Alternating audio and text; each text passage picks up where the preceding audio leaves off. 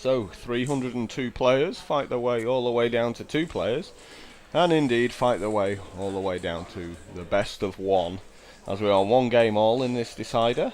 Max Volberg playing the very aggressive mono red deck. He's certainly going to feel happy going first. Yeah, he's going to be extremely happy going first here. He broke serve, if you want to call it that way, in game 1. So he's always going to get to go first at least once more. Michael did start out with a dead weight though on his turn 1 Stromkirk Noble, but Mats has replaced it. And in for 1, and it actually sticks this time.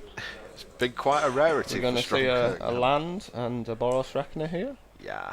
It's like these decks always do the same thing, isn't it? Pretty much. They're fairly consistent.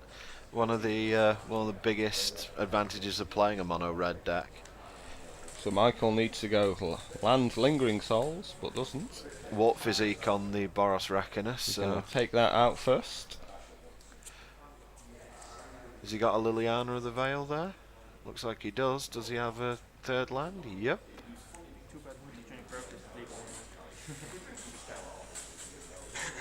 Lily wouldn't be too bad here, assuming that Mats just doesn't make a 4th land and Hell Rider. That'd be pretty... What is the decision to make here from Michael? It might out to be quite an easy one. Yeah, it might have been to cast Lingering Souls, and looking at Michael's hand, he's got that Angel of Serenity stuck in his hand again. It's like mulliganing to 6, isn't it, when you get the Angel of Serenity in your opening hand? Yep, and Nightmare Scenario, there's Hell Rider. So the trigger's going to take out Lily, and then Mike's going to take 3. 14. Do you have an answer to this Hell Rider?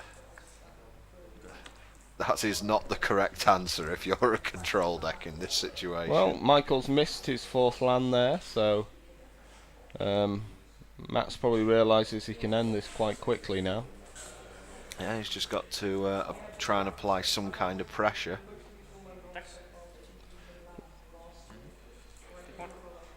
Gets in for 4 now. We might have preferred to see a Falcon Wrath or something like that. And Duress.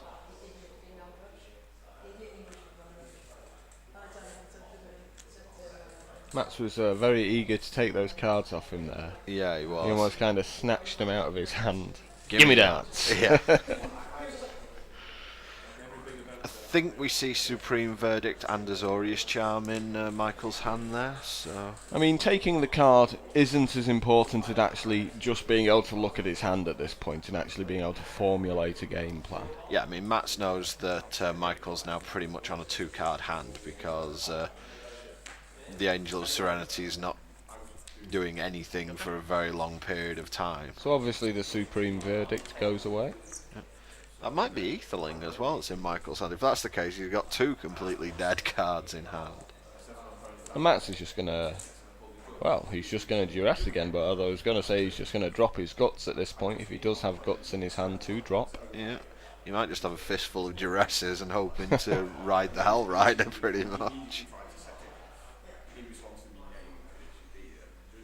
Not sure there's a whole lot Michael can do in response to a Duress if he's stuck with an Aetherling. No. We'll have to have a better look at his hand when it goes on the table. Do you think that the thought going through his head at this point is, why did I keep this hand? If he's just got expensive spells, he surely should have been sideboarding them out in favour of cheaper spells. So that's Jace, Architect of Thought. Yeah, he's got Jace, Architect of Thought, Aetherling, Angel of Serenity in his hand. It's like they're not going to be doing a huge amount. How would you have preferred to see him sideboard there? Maybe bring in Duresses of his own or something rather than those big sort of 6 and 7 drops? Potentially, but I don't think there's too much that he can do with his sideboard. I just don't think his sideboard's built for this matchup.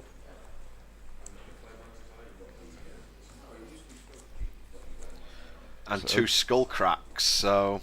Matt sends the game with a double skull crack and wins this huge 302 player PTQ, and we're going to have an interview with him right afterwards.